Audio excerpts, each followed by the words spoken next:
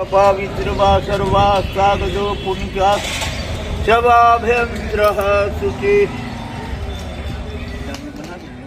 सनातन धर्म में ऐसी मान्यता है कि पिता की मृत्यु के बाद बड़ा पुत्र ही मुखाग्नि देकर पिता को मोक्ष दिलाता है।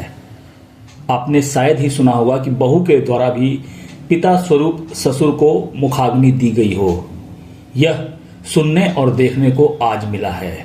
जहां बड़े बेटे ने जब अपने पिता को मुखाग्नि देने से इनकार किया तो उनकी बहू आगे आकर अपने ससुर को मुखाग्नि दी, वह भी ऐसे समय में जब उसके ससुर का बड़ा बेटा और बेटी भी है। बावजूद इसके छोटी बहू ने आगे बढ़कर बेटे और बेटी का कर्तव्य निभाते हुए अपने ससुर का अंतिम संस्कार किया।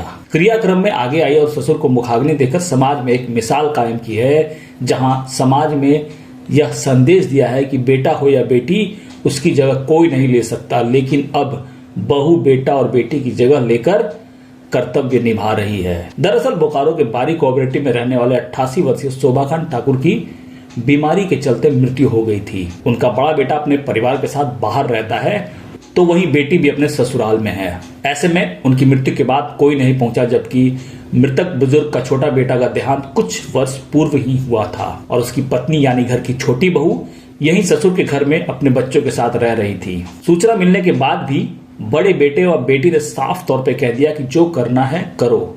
इस दौरान छोटी बहू नूतन तनु ने बताया कि आज मेरे पति के देहांत हुए कई वर्ष हो गया है, तब से अपने बच्चों के साथ अपने ससुर के साथ ही रह रहे हैं, तब से देखभाल कर रही हूँ।